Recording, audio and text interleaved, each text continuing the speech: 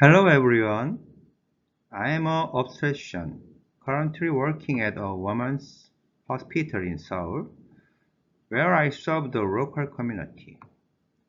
Among my responsibility is being on night duty in the delivery room, which is a critical aspect of emergency medical care. This field involves the simultaneous safety of both the mother and baby, making it highly stressful. Rapid changes in the patient condition within a short time frame mean that swift initial response are crucial for effective treatment. Consequently, doctors are on standby 24 hours during shift, leading to significant physical exhaustion. Nevertheless, when I think about the lives of the mother clutching her aching belly and the baby who arrived at the delivery room at 2 or 3 a.m., I feel a rush of vitality and dopamine. In reality, I encounter moments that are more dramatic than those seen in typical medical dramas. I have realized that even basic medical knowledge can significantly benefit both the mother and baby. Going forward, I plan to share obstetric medical knowledge in an easy and accessible manner for non-medical professionals. Please do not expect detailed and precise explanations here. So, for today's first session, I will talk about a recent case involving a mother who experienced preterm labor.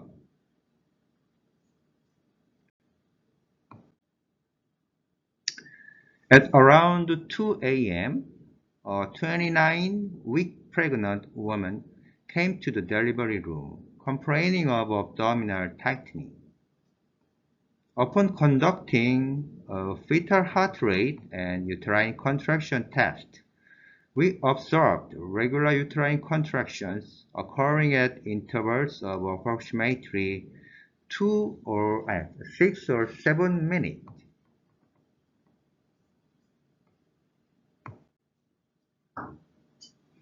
This is the test record. The top section shows the baby's heart rate, and bottom section indicates uterine contraction. As you can see, uterine contractions are occurring approximately every 6 minutes.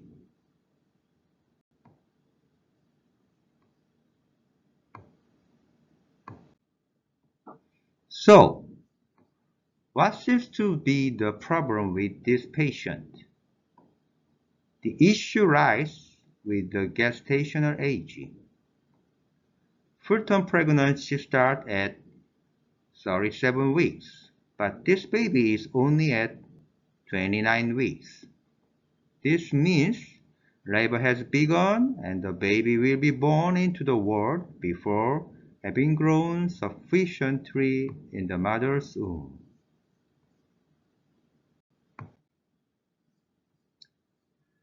You might wonder how many weeks a baby needs to stay in the mother's womb to have a viable chance of survival when born. The American Academy of Pediatrics recommends against neonatal resuscitation for babies born at less than 23 weeks and weighing less than 400 grams.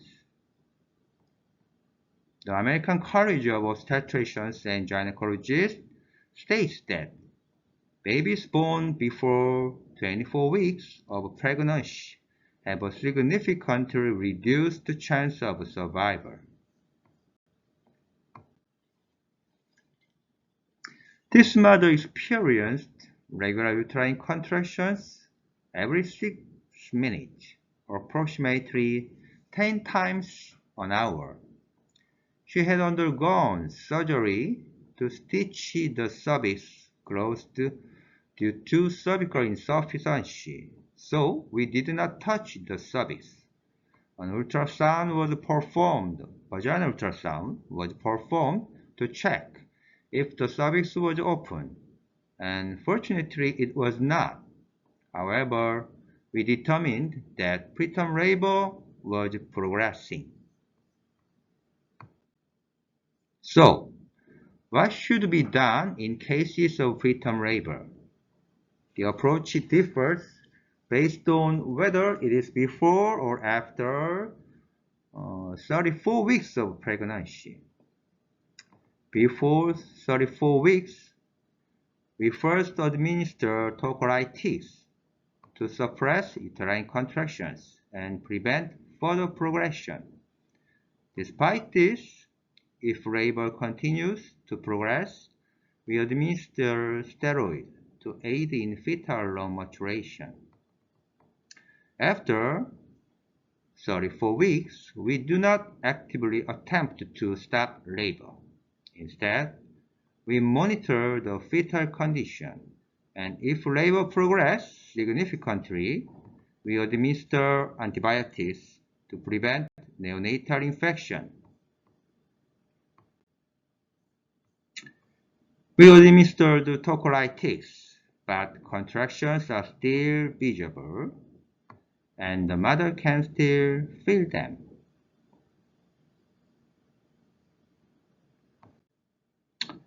After increasing the dosage of tocolytics, the contractions have subsided, and the mother no longer feels them.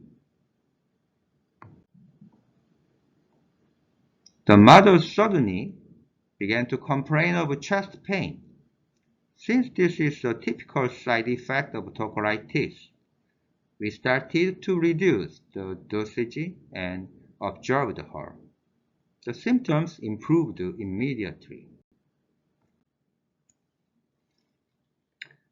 These are some side effects of tocolytics. The mother might experience heart palpitations and chest pain, and in some cases she might feel short of breath. Later, a chest X-ray might reveal pulmonary edema, which is fluid accumulation in the lungs. Additionally, symptoms like nausea, headache can also occur, so please be aware of these possibilities.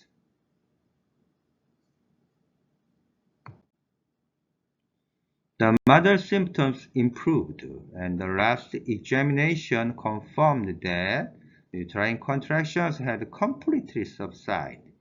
Only then did the mother feel at ease and finally fall asleep. So, how can we predict which mothers might experience preterm labor? The most important factor is whether the mother has had a previous experience of preterm birth.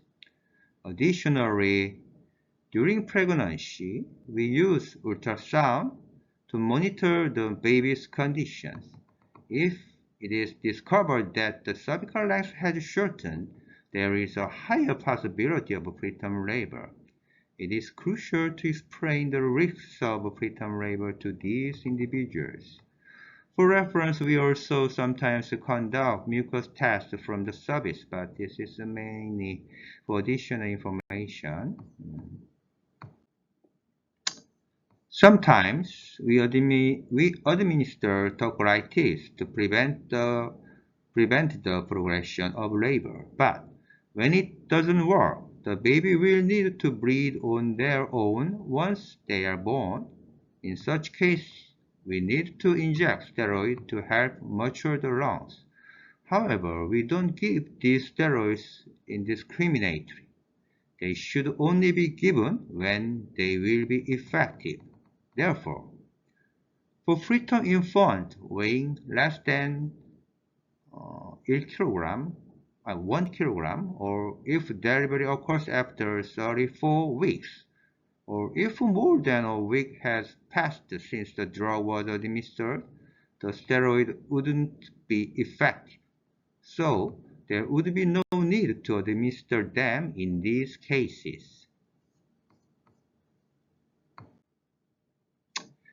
So, I have explained everything in a really easy and simple way up to this point. I hope it was clear. Next time, I will explain the conditions that are closely related to preterm labor: cervical insufficiency, chorioamnionitis, preterm premature rupture of membranes. Thank you.